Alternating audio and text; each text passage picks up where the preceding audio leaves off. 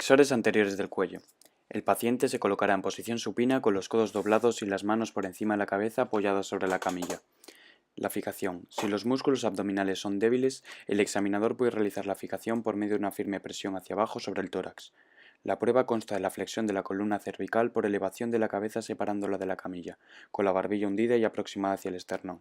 El fisioterapeuta aplicará presión sobre la frente en dirección posterior, mientras que el paciente presión contra el mentón en dirección a la extensión del cuello. Los músculos que actúan en esta prueba son principalmente el esternocleidomastoideo y los escalenos. El paciente se colocará en posición supina con los codos doblados y las manos por encima de la cabeza, apoyados sobre la camilla. La fijación es la misma que en la prueba de los flexores anteriores de cuello. Esta prueba es la flexión anteroexterna del cuello. La presión se aplica sobre la región temporal de la cabeza en dirección oblicuamente posterior. El paciente igual quiere ayudarse del hombro para realizar este movimiento, por ello se fijará la camilla para evitar esta contingencia. El paciente se colocará en posición prona con los codos doblados y las manos por encima de la cabeza apoyadas sobre la camilla. No se requiere fijación. La prueba consiste en la extensión postero-externa del cuello con la cara girada hacia el lado de la prueba. La presión se ejerce sobre la cara postero-externa de la cabeza, en dirección anterior.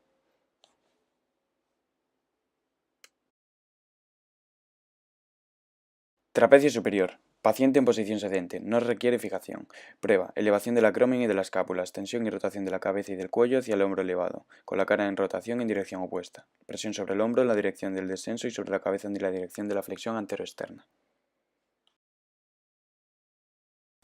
La posición del paciente es prono, con las manos unidas detrás de la nuca.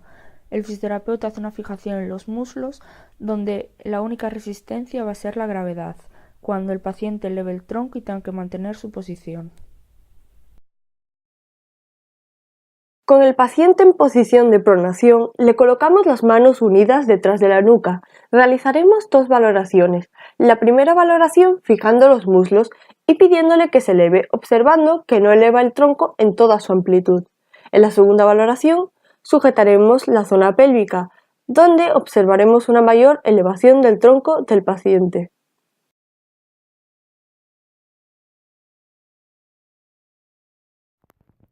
En la valoración del cuadrado lumbar, colocaremos al paciente en cúbito prono, ligera abducción y extensión de la pierna. El fisioterapeuta colocará su mano en el tobillo y traccionará la pierna hacia abajo. Valoraremos la zona como fuerte o débil. El paciente debe estar en posición de cúbito lateral con el brazo superior extendido sobre el tronco sin llegar a tocarlo y el brazo inferior agarrando el hombro contralateral. Para iniciar el ejercicio, el fisioterapeuta coloca al paciente una almohada entre los muslos y coloca los brazos al paciente en las posiciones adecuadas.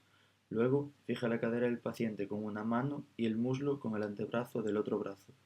El paciente realizará una flexión lateral de tronco para vencer la resistencia de la gravedad y, en función de los centímetros que eleve el tronco de la camilla, el fisioterapeuta valorará el estado de los flexores laterales. Colocamos al paciente en posición de cúbito supino, con las manos entrelazadas detrás de la cabeza.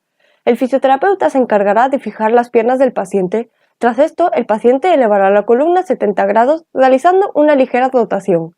Terminando el ejercicio, el paciente vuelve a su postura original y el fisioterapeuta ayudará a colocar los brazos. Con el paciente en decúbito supino con las piernas extendidas, el fisioterapeuta colocará las manos al paciente entrelazadas detrás de la cabeza. Luego se colocará los pies del paciente y le pedirá que realice primero una flexión de tronco y, posteriormente, sin interrumpir el movimiento, le fijará los pies para que el paciente realice la flexión de cadera.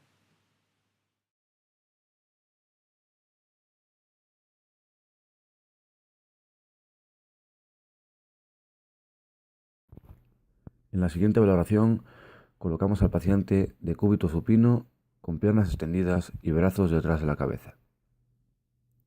Compararemos los abdominales débiles con los flexores de cadera normales. Le pediremos que realice un movimiento de flexión de tronco. Observamos cómo los flexores de cadera inclinan la pelvis hacia adelante y preextienden la columna lumbar al elevar el tronco para la sedestación. Posteriormente, le pedimos que repita el movimiento con piernas flexionadas.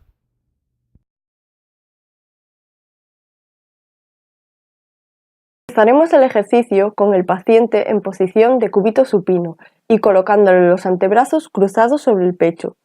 Ahora ayudamos al paciente a elevar las piernas hasta que estén en posición vertical. Colocamos la mano en la zona lumbar del paciente mientras éste va bajando las piernas. Así podremos valorar el inicio de la lordosis lumbar. Por último, volvemos a colocar los antebrazos en su posición original.